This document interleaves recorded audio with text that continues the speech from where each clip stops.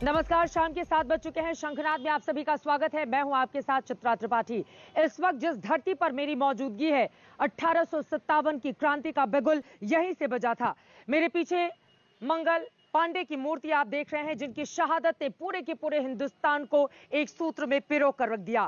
पहली गोली आजाद हिंदुस्तान के लिए इन्होंने ही चलाई, जिसके बाद हमें सालों के बाद 1947 में आजादी मिली। लेकिन 1857 की क्रांति का बिगुल बजने के बाद उसकी आहट को आज की तारीख में भी इस जगह से आप महसूस कर सकते हैं।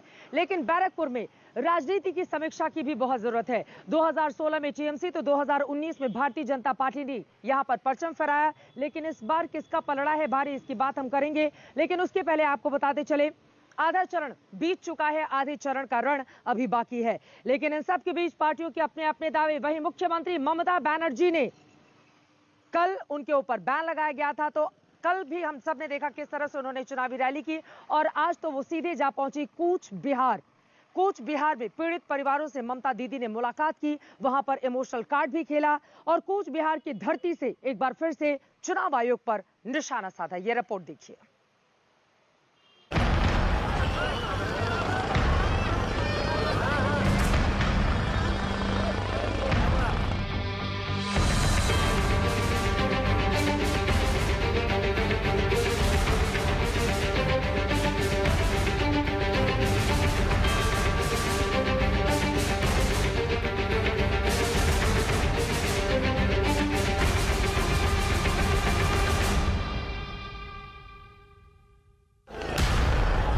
ममता ने जैसा बोला था बिल्कुल वैसा ही किया। कूच बिहार जाने का ऐलान किया था, सो पहुंची कूच बिहार। ममता का हेलीकॉप्टर रुका, ममता नीचे उतरी, व्हीलचेयर पर बैठी और इशारा किया कि लोगों के बीच ले चलो। ये वही जगह थी जहां 10 अप्रैल को मतदान के दौरान सीआईएसएफ की फायरिंग में 4 लोगों की मौत हो गई थी। वहीं 5वें शख्स आनंद बर्मन की बीजेपी और तृणमूल कार्यकर्ताओं की भिड़ंत में जान चली गई थी। मंच पर इन 5 मृतकों के नाम लिखे थे। ये जो पीछे मंच बनाया गया है, यहीं पर स्मरण सभा रखी गई है। जो 5 लोग मारे गए थे वोटिंग वाले दिन, और 5 का नाम यहाँ पर लिखा हुआ है। एक एक नाम मैं पढ़ के आपको बताता हूँ। पहला नाम है हामिदुल मिर्जा का, दूसरा नाम है छामिउल हक, तीसरा नाम है मुनीरुज्जमान मिर्जा, चौथा नाम है नूर आलम मिर्जा और 5वां नाम है आनंद वर्मन। ममता बनर्जी मंच पर चढ़ती, उसके पहले ममता सीधे मृतकों के परिजनों के पास पहुंची। उनका दुख बांटा, उन्हें ढांढस बधाया और भरोसा जताया कि उन्हें न्याय मिलेगा। लेकिन इसके बाद ममता अपनी राजनीति पर उतर आई। इशारे इशारे में ममता ने एक बार फिर चुनाव आयोग को निशाने पर ले लिया। কালকে আমার 24 ঘন্টা প্রোগ্রাম করতে দেয়নি, এখানে যেমন 72 ঘন্টা আসতে দেয়নি। আমার সমস্ত প্রোগ্রাম নষ্ট হয়ে গেছে। বললে হয়তো ইলেকশন কমিশন আমাকে আরেকটা নোটিশ ধরাবে, তা ধরা। কিন্তু যারা মারা গিয়েছেন তাদের প্রতি তাদের যেন আমরা একটা করে মোমেন্টাম একটা করে স্ট্যাচু বা একটা করে শহীদ বেদি যেন তৈরি করে দিই, এবং এই শহীদ বেদি তৈরির দায়িত্ব আমি রবিকে দিচ্ছি। अमित शाह ने आरोप लगाया था कि ममता बनर्जी आनंद बर्मन को लेकर चुप हैं। शाह ने तृणमूल कार्यकर्ताओं पर आनंद बर्मन की हत्या का आरोप भी लगाया था। इधर आनंद बर्मन के परिवार ने पहले तो ममता से मिलने से इनकार कर दिया था, लेकिन बाद में उनके नाना क्षितिज रॉय ममता से मिलने पहुंचे। ममता बनर्जी ने उन्हें भरोसा जताया कि आनंद बर्मन का हत्यारा पकड़ा जाएगा, इंसाफ होगा। আমরা শান্তি রক্ষা করব, আমরা বুলেটের বদলে ব্যালটে জবাব নেব, আমরা বুলেটের বদলে শান্তি দিয়ে জবাব দেব, আমরা বুলেটের বদলে আমরা শাস্তি দিয়ে জবাব দেব। এবং আনন্দও যে মারা গেছে, কারা মেরেছে, কারা খুন করেছে, তার খুনিদের আমরা ধরবই, এটা নিশ্চিন্তে থাকুন। उधर अंबेडकर जयंती पर बीजेपी अध्यक्ष जेपी नड्डा ने कदम पुकुर में ममता पर आनंद बर्मन को लेकर एक बार फिर सवाल दागे। हमें दुख है कि ममता जी आनंद बर्मन 22 साल का बेटा, राजवंशी समाज का बेटा, दलित समाज का बेटा, पहली बार वोट देने जा रहा था। उसको टीएमसी के गुंडों ने, उसकी जीवन लीला समाप्त हो गई और एक शब्द ममता जी नहीं बोलती हैं। ये एक आजाद भारत में 21वीं शताब्दी में हम भारत देखते हैं और टीएमसी की का देखते हैं हालचाल, तो हमें दुख भी होता है। और दुख के साथ साथ किस तरीके से वर्तमान सरकार दलित विरोधी काम कर रही है, इस बात को हमको ध्यान में रखना चाहिए। एक शब्द नहीं बोला। ममता कूच बिहार में ज्यादा देर नहीं रुकी, क्योंकि एक के बाद एक उनकी कई सभाएं तय थीं। दरअसल 17 अप्रैल को पश्चिम बंगाल में 5वें चरण का मतदान है। इस दौरान 45 सीटों पर वोट डाले जाएंगे। हिंसा के मद्देनजर चुनाव आयोग ने 48 के बजाय 72 घंटे पहले ही प्रचार खत्म करने का आदेश दिया है। लिहाजा प्रचार के आखिरी दिन ममता ने ताबड़तोड़ सभाओं का कार्यक्रम रखा था। समय की कमी को पूरा करने के लिए ममता ने कल रात 8 बजे बैन हटते ही बारासात में रैली की, जहां बीजेपी को जमकर निशाने पर लिया। एक सीट में जीतने का बाद अर्जुन सिंह का दल क्या किया था, पूरा बंदोबस्त किया था, पूरा जो ट्रेन है बंद कर दिया था, पब्लिक को रास्ता चलने नहीं दिया था, हिंदू मुसलमान को दंगा किया था, महिलाओं को घर से निकाल नहीं दिया था। ये बीजेपी पार्टी है, डरो मत, उसको विश्वास मत करो। तृणमूल कांग्रेस ऐसा नहीं है कि बंगाली और बंगाली का पार्टी है, लेकिन तृणमूल कांग्रेस सबका है, सबका साथ तृणमूल कांग्रेस है, बीजेपी नहीं है। 5वें दौर का मतदान ममता बनर्जी के लिए बेहद अहम है। इस दौर में जिन सीटों पर मतदान होगा, उनमें 2019 लोकसभा चुनावों में बीजेपी को टीएमसी से ज्यादा वोट मिले थे। रोहित कुमार सिंह के साथ अनुपम मिश्र, कूच बिहार, आज तक। हर गुजरते चरण के साथ ही पार्टियां अपनी अपनी रणनीति भी बदलती हुई इस चुनाव में नजर आ रही हैं।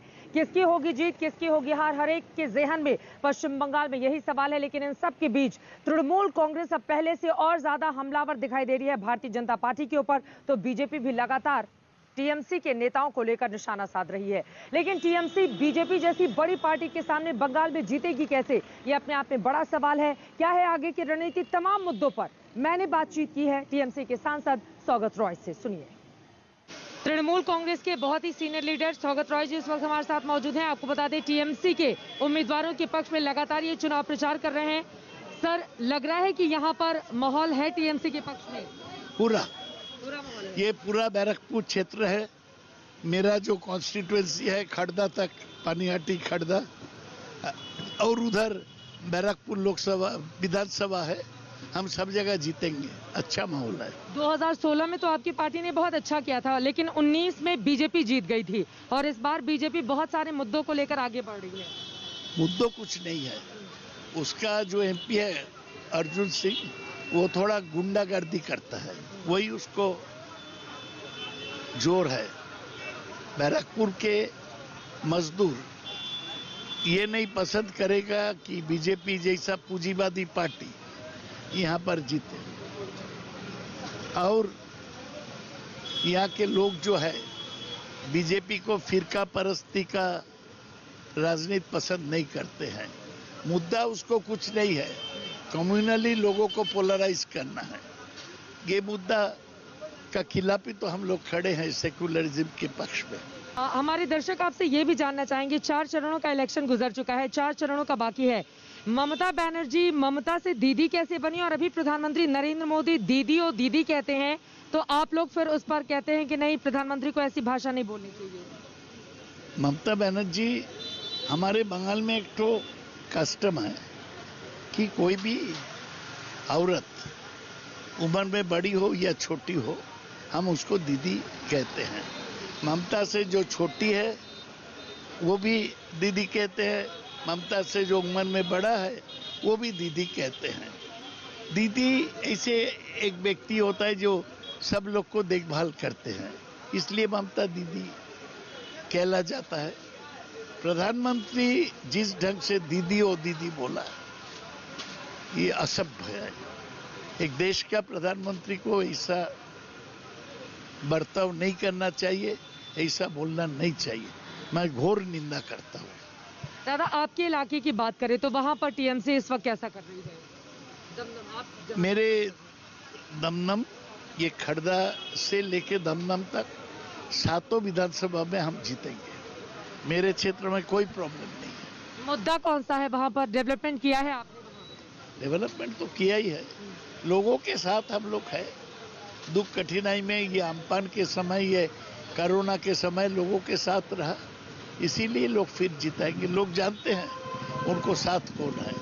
हम लोग उनके साथ है। मतलब सांसद रहते हुए भी और साथ ही सरकार में रहते हुए भी आपकी पार्टी ने अच्छा किया है, तो वहाँ की भी जनता आपको चुनने वाली है। एकदम। दीदी हैट्रिक लगाएंगे, बनेंगे मुख्यमंत्री? एकदम। स्वागत राय जी का कहना है कि ममता बनर्जी हैट्रिक लगाने के लिए पूरी तरह से तैयार है और 10 सालों तक टीएमसी ने जो काम किया है उसके बलबूते एक बार फिर से जनता उनको मौका देगी। आगे क्या होगा इस पर रहेगी आज तक की नजर। कैमरा पर्सन हिमांशु शर्मा और संजय कुमार के साथ चित्रा त्रिपाठी, बैरकपुर जिला आज तक। बंगाल के रण में अब हम बात करेंगे राहुल गांधी की। 4 चरणों का मतदान हो जाने के बाद राहुल गांधी की चुनावों में एंट्री हो गई है। बंगाल में आज कई जनसभाओं को उनकी ओर से संबोधित किया गया। बीजेपी की विचारधारा को लेकर राहुल गांधी ने जमकर हमला बोला, तो वहीं भारतीय जनता पार्टी और टीएमसी को एक ही सिक्के का 2 पहलू बता दिया। उनकी ओर से कहा गया कि दोनों आपस में मिले हुए हैं।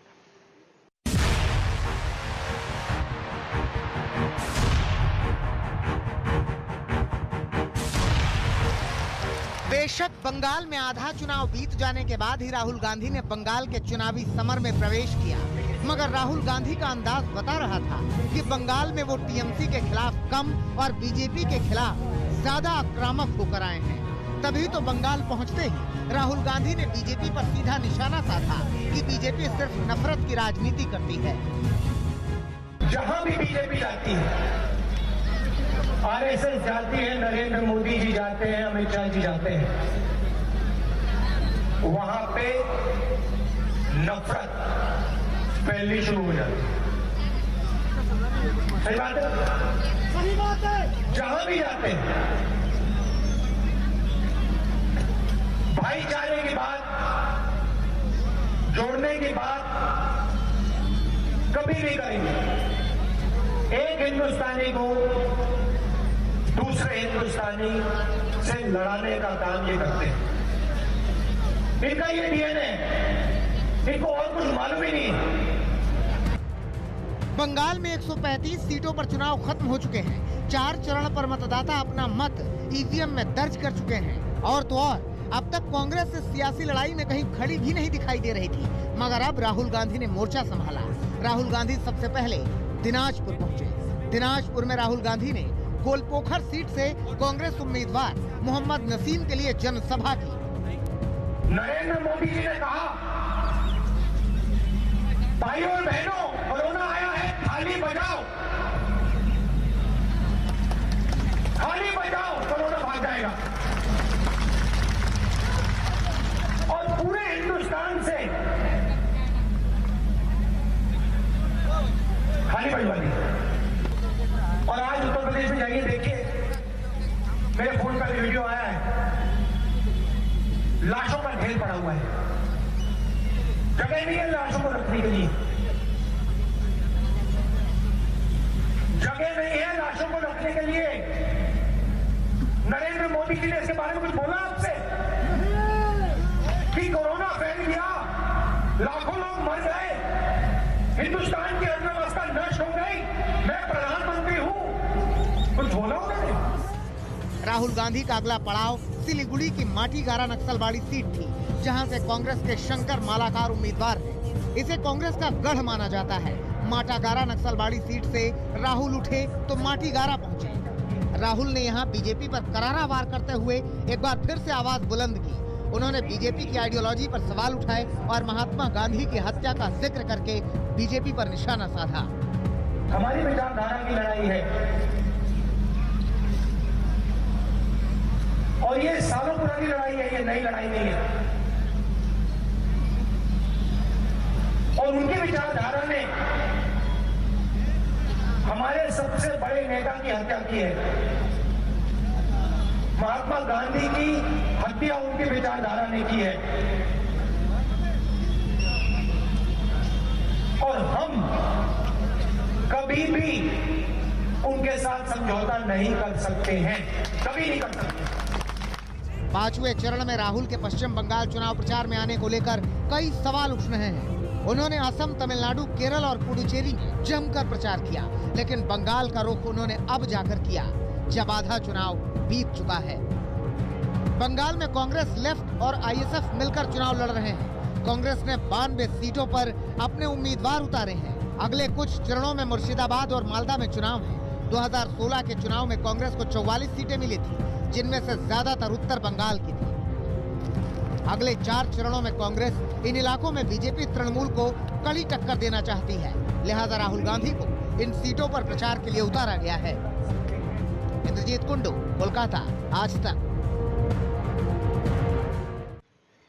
एक तरफ टीएमसी है जो पूरा जोर लगा रही है ममता बनर्जी के चेहरे पर, भारतीय जनता पार्टी ने वहीं दूसरी तरफ अपने तमाम दिग्गजों की फौज उतार दी है। चाहे सांसद हो, मंत्री हो, केंद्रीय बड़े बड़े नेता हो, सब लगातार बंगाल में चुनावी सभा कर रहे हैं, प्रचार कर रहे हैं और प्रत्याशियों के पक्ष में वोट डालने की अपील कर रहे हैं। इसी कड़ी में केंद्रीय मंत्री स्मृति ईरानी एक बार फिर से बंगाल पहुंची, उनसे बातचीत की है हमारे संवाददाता हिमांशु मिश्रा ने। सुनिए। आज बंगाल को लेकर 5वें चरण का मतदान को लेकर आप कैंपेन करने आई हैं, क्या उम्मीद करती हैं बीजेपी के लिए? भारतीय जनता पार्टी का संकल्प रहा है कि पश्चिम बंगाल में कमल का फूल खिलेगा। भारतीय जनता पार्टी ने ये दावा पहले से ही किया कि हम 200 पार की ये लड़ाई लड़ रहे हैं और ये लड़ाई हम बंगाल की उन्नति, प्रगति और महिला की सुरक्षा और सम्मान के लिए लड़ रहे हैं। और निश्चित रूप से आप स्वयं इस बात के साक्षी हैं कि एक सुनामी सी आई है विकास के संकल्प के साथ नरेंद्र मोदी के नेतृत्व में, और बंगाल की जनता एक एक जो हमारा फेज गया है उसमें उमड़ कर आ रही है पोलिंग बूथ पर अशोल परिवर्तन के लिए, नरेंद्र मोदी जी के नेतृत्व में भाजपा की सरकार बनाने के लिए। लेकिन ममता बनर्जी तो कह रही हैं आप बांटने की राजनीति करते हैं, आप जो है पोलराइज कर रहे हैं, तुष्टीकरण की राजनीति करें ममता बनर्जी, जय श्री राम के नारे का उल्लंघन करें अथवा उसके प्रति घृणा व्यक्त करें ममता बनर्जी, माँ दुर्गा की प्रतिमा का विसर्जन ना होने दे ममता बनर्जी, सरस्वती पूजा रोके ममता बनर्जी, और हम कम्युनल हैं, इसका मतलब हिंदुओं का अपमान करना ही क्या ममता बनर्जी की सेक्युलरिज्म की परिभाषा है? एक सवाल यह है कि ममता बनर्जी के जो रणनीतिकार हैं प्रशांत किशोर, वो ये कह रहे हैं कि अगर बीजेपी 100 सीट से ज्यादा जीती तो वो राजनीति के अंदर मैनेजमेंट पहले कह रहे थे कि बीजेपी के बूथ में ही कोई कार्यकर्ता नहीं मिलेगा। अब हाल फिलहाल में इंटरनेट पे उनका अपना वक्तव्य है पत्रकारों के बीच में कि हाँ भाई हर बूथ पर बीजेपी का नेता भी है, कार्यकर्ता भी है और मोदी का बहुत बड़ा यहाँ पर प्रभाव भी है। तो प्रशांत किशोर की किस बात को माने हम? स्मृति जी, एक ममता बनर्जी हैं जो चौथे चरण में कूच बिहार में घटना हुई थी, उसमें 5 लोगों की जान चली गई, आज वो उनके परिवारों से मिली हैं।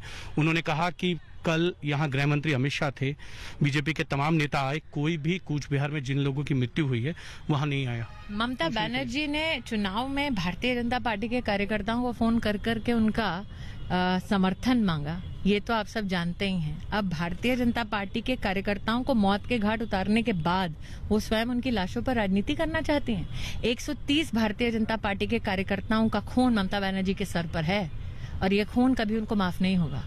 राहुल गांधी हैं, वो चौथे चरण के बाद यहाँ कैंपेन करने आ रहे हैं जब आधा चुनाव बीत चुका है और आज अंतिम दिन है 5वें चरण के। जी, सोया हुआ राजकुमार जागेगा तभी तो जब संघर्ष खत्म होगा उनकी पार्टी का। हमारा ये बहुत बड़ा सौभाग्य है कि हमारी पार्टी का नेतृत्व कार्यकर्ता के हर संघर्ष में कंधे से कंधा मिलाकर चलता है और हर चुनाव में आप देखते हैं कि हमारा पूरा संगठन पूर्ण निष्ठा के साथ जनता के मध्य में उतरता है और इसीलिए हम जीतते भी हैं। यूपी में आपने मुझसे बात करते हुए कहा था, बनारस में जब विधानसभा चुनाव थे, आपने कहा था कि जितना आप अनुमान लगा रहे हैं उससे ज्यादा की सीटें हमको मिलेंगी और आपने कहा था 300 के पार जाएंगे। इस बार कितना आपका अनुमान है? जैसे कि अमित भाई ने कहा कि ये चुनाव आपको अचंभित करेगा क्योंकि यूपी से भी बेहतर रिजल्ट वो बंगाल में देख रहे हैं। मैं तो इतना ही कहूंगी कि बंगाल में एक একটা পাড়ায় যে আমরা ভোট পাচ্ছি ওই এক একটা ভোটের জন্য আমি ধন্যবাদ জানাতে চাই।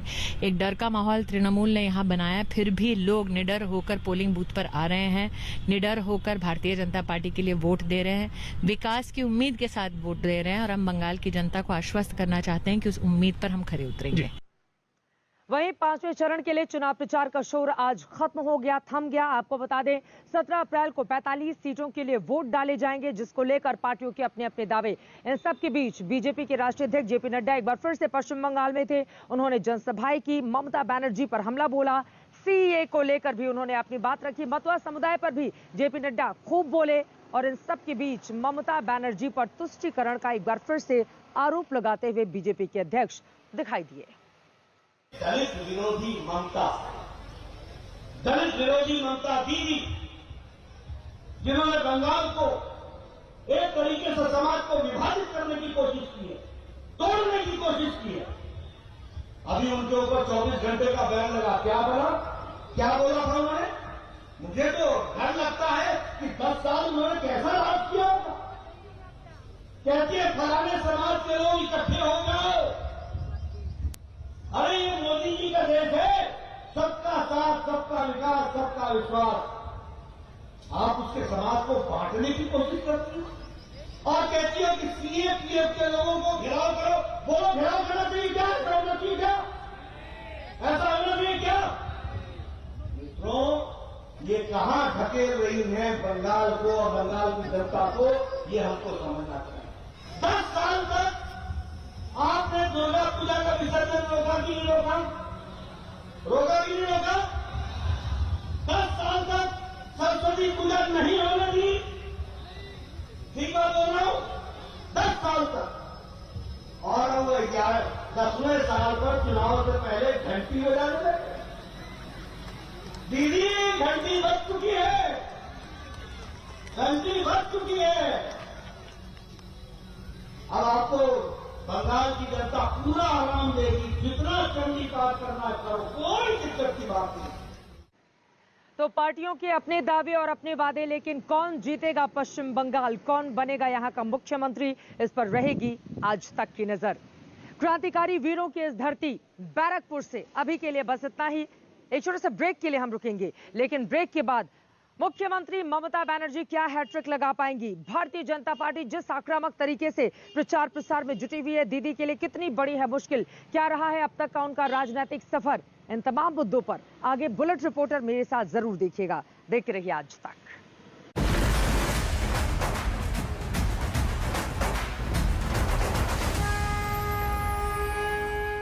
नमस्कार, मैं हूं अंजना ओम कश्यप। हमें उम्मीद है ये वीडियो आपको पसंद आया होगा। लेटेस्ट खबरों के लिए यूं ही देखते रहिए आज तक, और इस वीडियो के पसंद आने पर लाइक, शेयर एंड सब्सक्राइब करना ना भूलें।